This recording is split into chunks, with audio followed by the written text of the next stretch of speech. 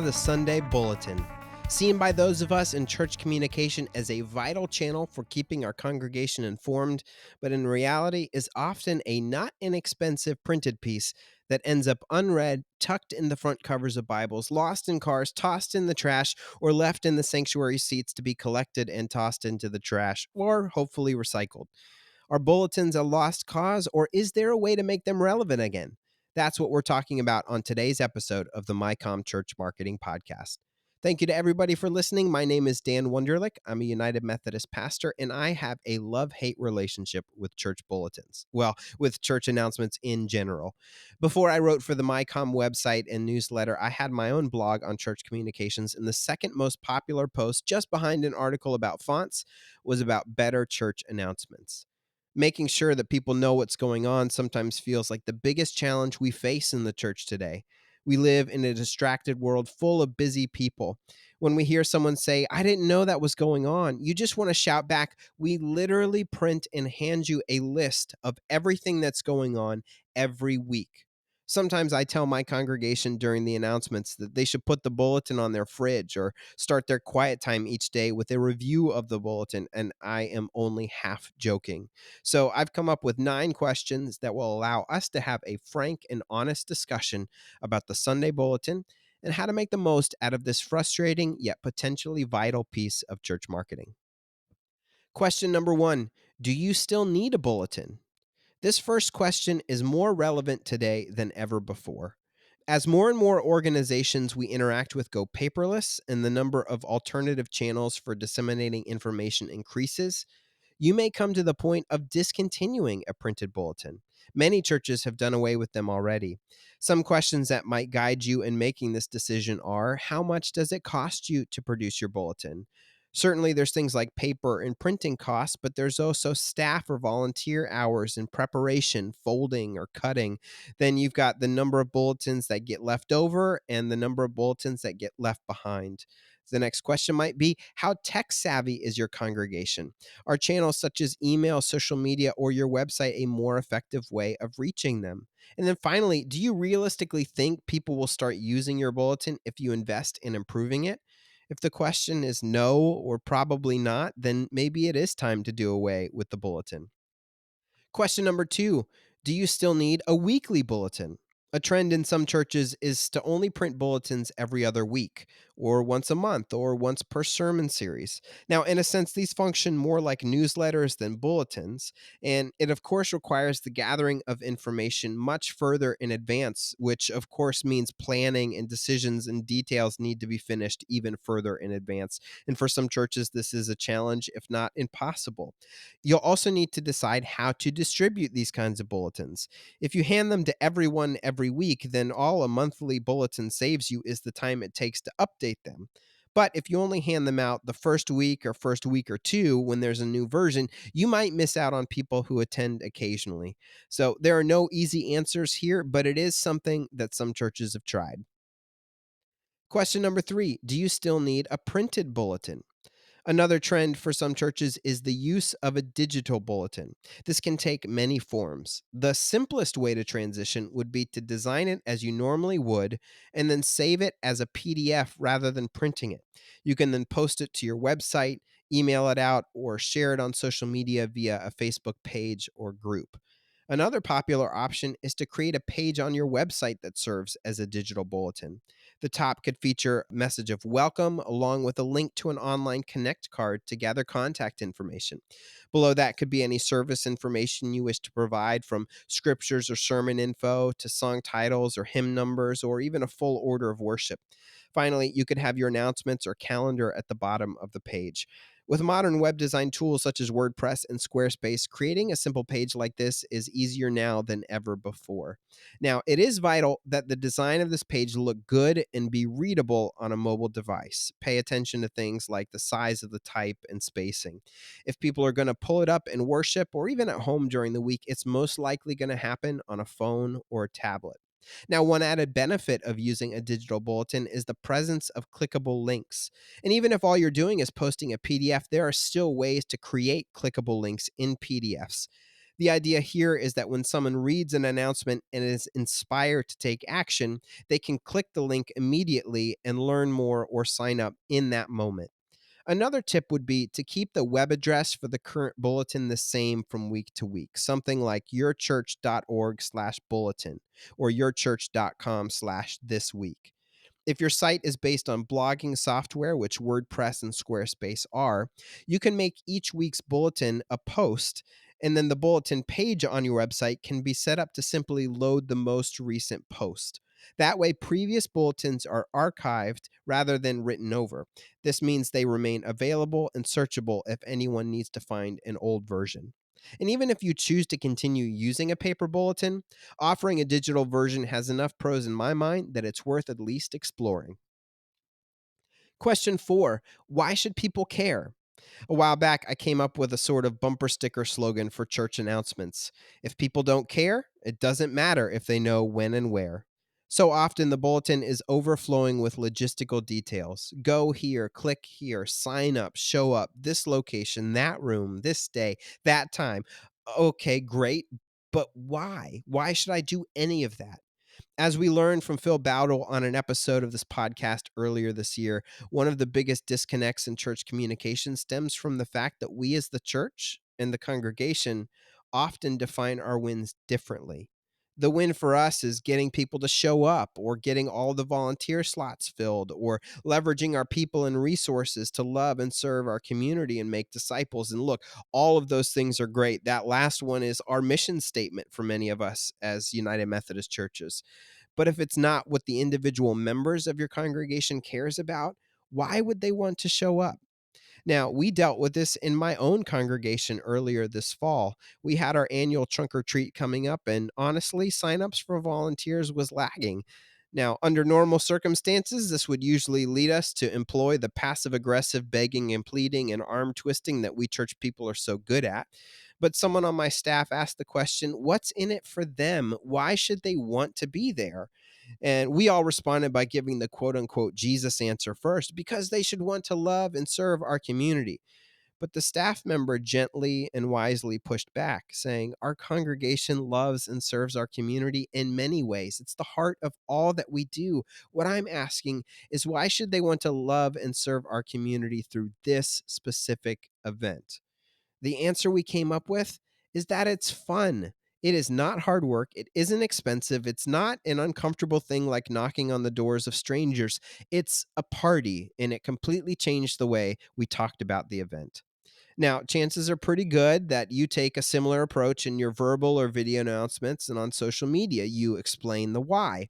Well, this same strategy needs to be applied to the bulletin. It is, of course, much easier to do verbally or on social media because you have much more room or time to get it in.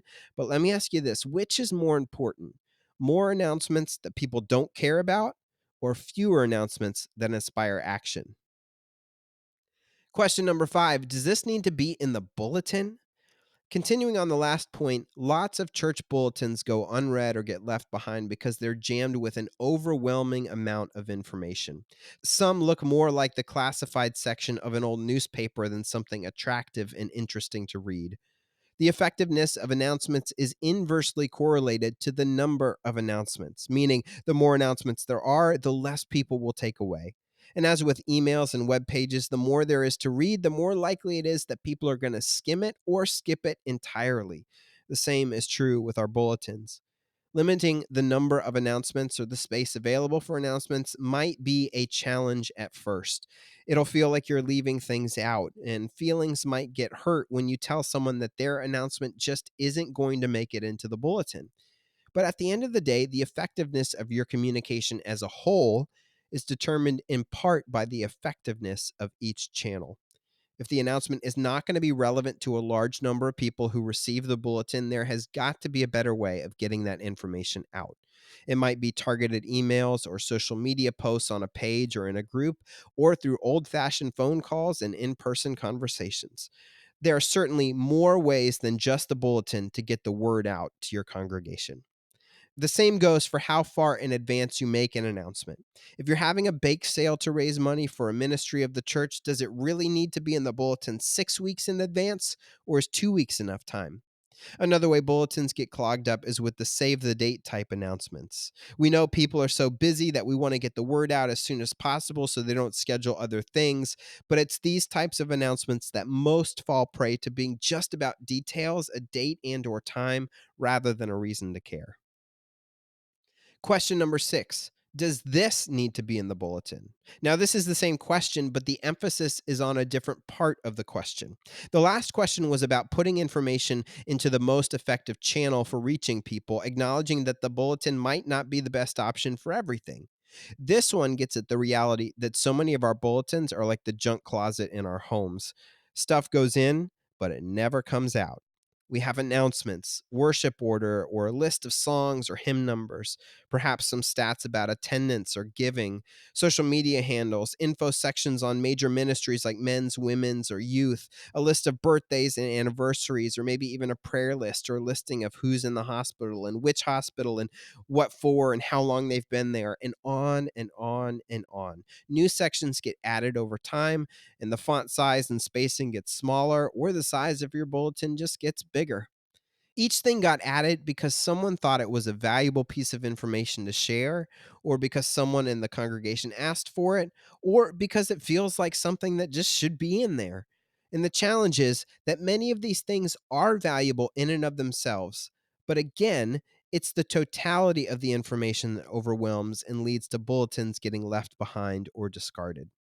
Now, you'll have to proceed with wisdom if you choose to make changes about what is and is not included in your bulletin.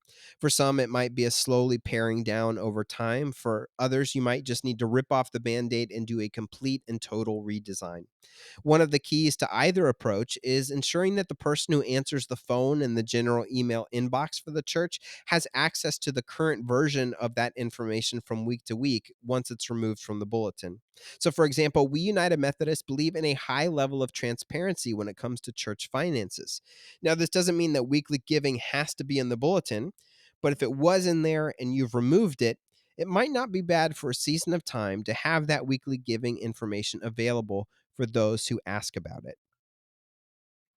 Question number 7. Can you turn your bulletin into a Trojan horse?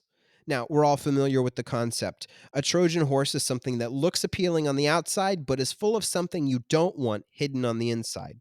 And if we're being honest, the sheer number of bulletins that get left behind or tossed in the trash as people leave shows that they really don't want a printed booklet of announcements coming into their home week after week.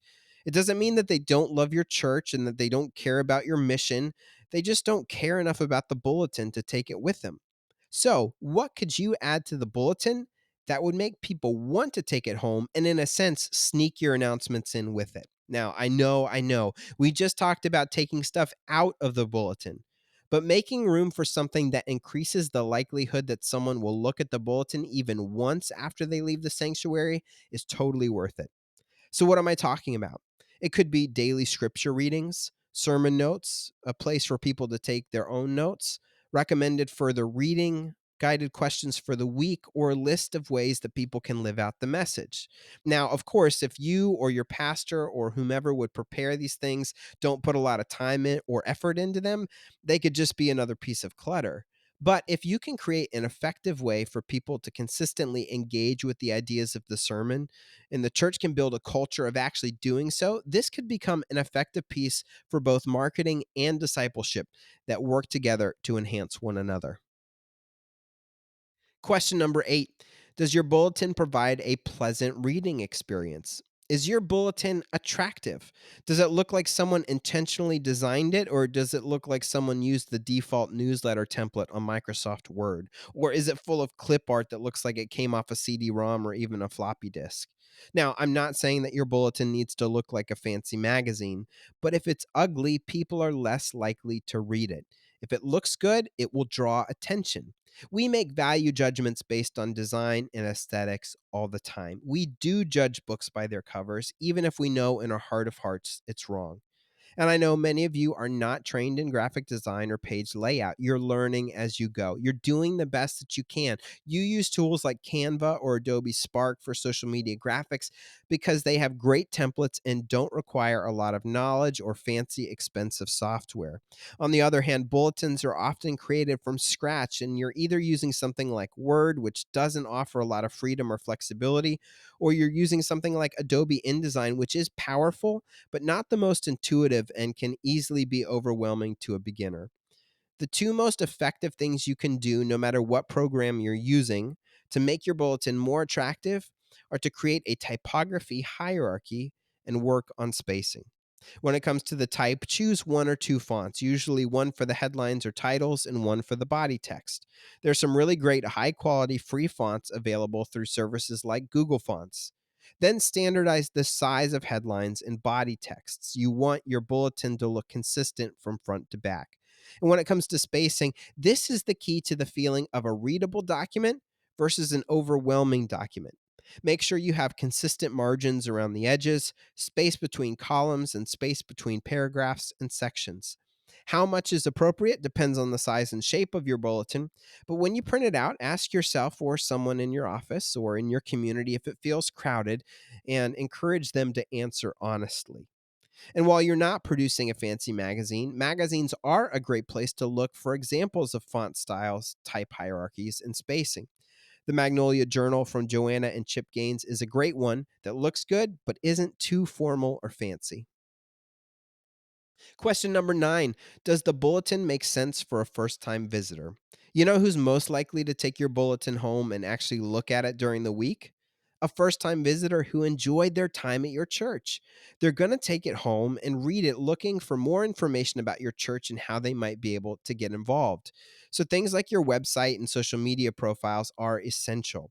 You should also ensure that most, if not all, of your announcements make sense to someone who isn't yet a part of your church. Don't bog them down with insider language or acronyms that don't make sense. And make sure the call to action for each announcement is something a new person can actually do.